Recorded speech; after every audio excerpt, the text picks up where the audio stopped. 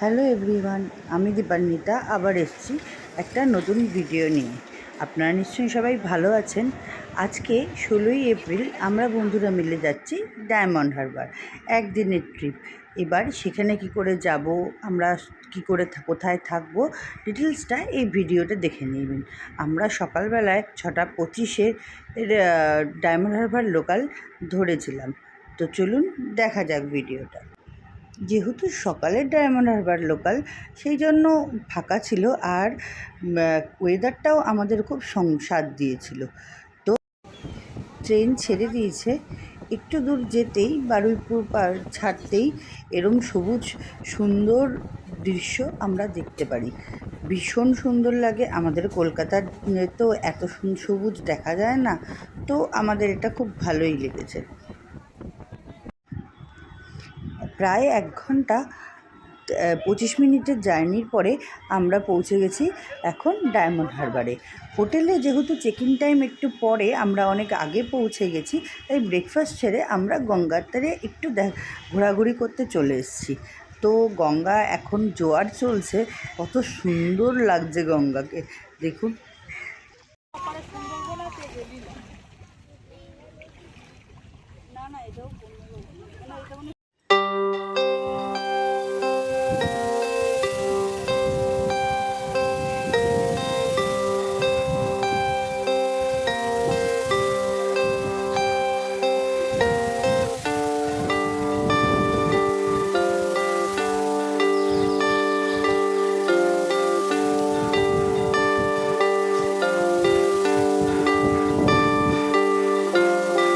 হোটেলে রিসেপশনে আমরা চেক ইন করে এবার রুমে যাব।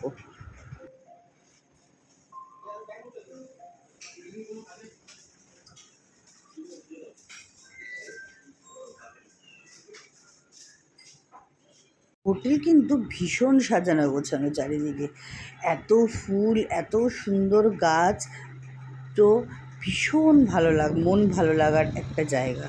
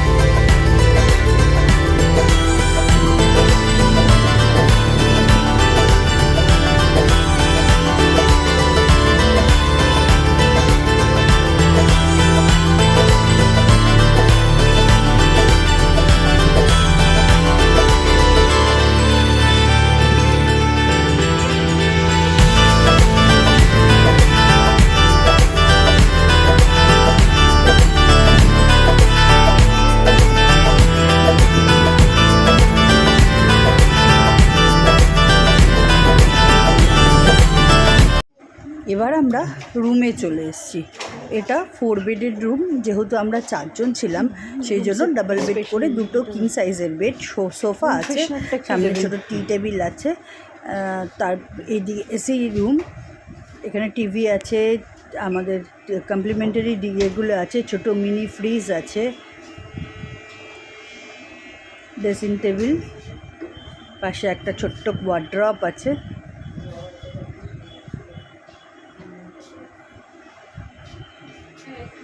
চলুন বাথরুমটা দেখে নিই।